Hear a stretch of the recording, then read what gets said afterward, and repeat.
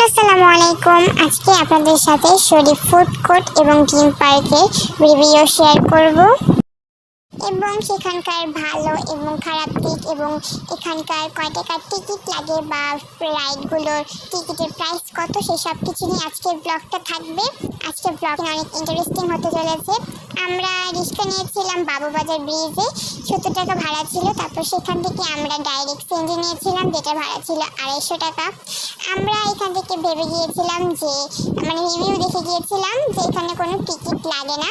পরে আমরা যে শুনি যে টিকিট লাগে সেখানে 100 টাকা করে, আর যাদের 2 ফিট থেকে 11 ইঞ্চি তাদের টিকিট লাগে না, অনেক ফ্রি। আবার 4 ইঞ্চি পর্যন্ত 50 টাকা লাগে। তারপর 4 ইঞ্চি থেকে প্রাপ্তবয়স্ক 100 টাকা টিকিট লাগে। আমরা সেখানে 5 জনের জন্য টিকিট কেটে নিয়েছিলাম, আর টিকিটে লাগেনি। আমরা এখান থেকে পানি নিয়ে গিয়েছিলাম, কিন্তু ওনারা পানি নিয়ে ঢুকতে দেয়নি। ওনারা বলেছে যে ভিতর থেকে নাকি পানি কিনে নিতে হবে, সেহেতু ওনারা পানি আমাদের ঢুকতে দেয়নি। তারপর আমরা টিকিট কেটে ভিতরে চলে গেলাম। আর এখানে কিন্তু দুধ, দই, ছানা বিক্রি করে, মিষ্টিও বিক্রি করে ওখানকার এগুলো ফার্মে, দুধ দিয়ে। তারপরে যে আমরা ভিতরে ঢুকে গেলাম, কিন্তু ওনাদের বিহেভিয়ার খুবই খারাপ ছিল, গার্ডসের বিহেভিয়ার এবং টিকিট কাউন্টে। আমার খালামণি কিন্তু লাস্টে অনেক ঝগড়া পড়তে চলে গিয়েছিল সে পানি বোতল নিয়ে, কারণ আমার পানি পিপাসা লাগে, আর যেহেতু ঋতিক বাচ্চা। তারপরে যেহেতু আমাদের মুড খারাপ ছিল, আমরা প্রথমে ভিতরে ঢুকে গেলাম। আর ভিতরে প্লেসটা মোটামুটি ভালোই ছিল, কিন্তু রাইডগুলোর প্রাইস আমার কাছে বেশি লেগেছিলো। যেমন এই ট্রেনগুলোর রাইডের প্রাইস ছিল টিকিটের যেমন ছিল 80 টাকা করে। তারপরে এখানে মসজিদও ছিল, যারা নামাজ পড়ে তাদের জন্য কিন্তু এটা একদম বেস্ট প্লেসেন ছিল। তারপরে এতো ঘোরাঘুরি করছে। তারপরে বাম্পার কারগুলো 150 টাকা করে টিকিট ছিল। তারপরে টিকিট কাউন্টার তো ভিতরেই দেওয়া ছিল। তারপরে এই অক্টোপাসগুলোর যে টিকিট সেগুলো হলো 80 টাকা করে। আবার আপনার এখানে কিন্তু বাইরে বসে থাকতে পারবেন, আর ছবি তোলার জন্য বা ড্রেস অনেকে প্রমোশন করে, ফটোশ্যুট করে, তাদের জন্য কিন্তু প্লেসটা বেস্ট, অনেক সুন্দর জায়গাটা। আর বিকেলবেলা কিন্তু লাইট জ্বালানো হয়।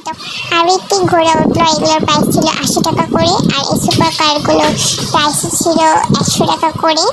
তারপর এই ডলফিনগুলোর 80 টাকা ছিল। আমি আর ঋত্বিক ঘুরেছিলাম। তারপর এখান থেকে আমরা কুলফি নিয়েছিলাম, যেটার প্রাইস ছিল 150 টাকা। তারপর এখান থেকে ওই ফ্লেভার ছিল, এটা ছিল 100 টাকা করে। আর আমি যেখানে কুলফি খেয়েছিলাম এখানকার টেস্টটা কিন্তু দারুণ, আমার কাছে অনেক ভালো লেগেছে। উপরে ছাউনিটা বেশি ভালো লেগেছে, কিছু তারা দিয়ে ডেকোরেশন করা ছিল। তারপর আমি আর ঋতিক ডলফিনে উঠেছিলাম, যেটার প্রাইস ছিল 80 টাকা করে।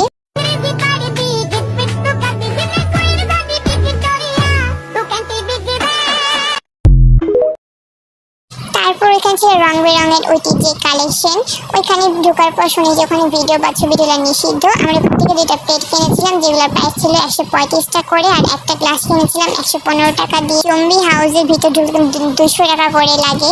তারপর আমরা ওখান থেকে গিয়েছিলাম মাধবী বুফে কর্নারে।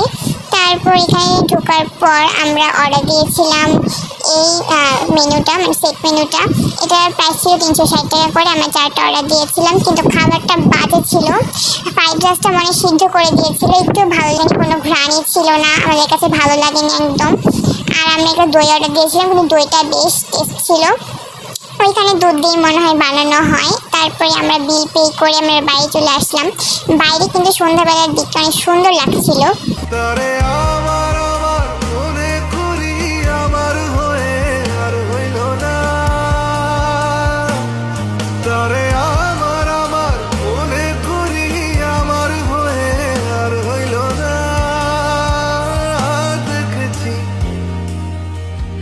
দেখেছি রূপসাগরে মনের মানুষে কাঁচা সোনা, দেখেছি রূপসাগরে মনের মানুষে কাঁচা সোনা।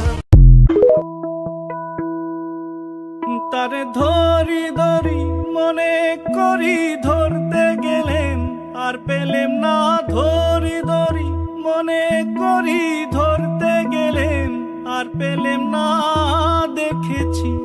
দেখেছি রূপসাগরে মনের মানুষ কাঁচা সোনা।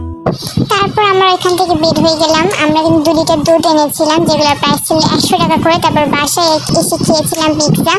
আশা করি আপনার কাছে ভিডিওটি ভালো লেগেছে। ভালো লেগে থাকলে সবাই লাইক, কমেন্ট, শেয়ার করে এবং আমার চ্যানেলটি সাবস্ক্রাইব করে পাশে থাকবেন। আল্লাহ হাফেজ, আসসালামু আলাইকুম।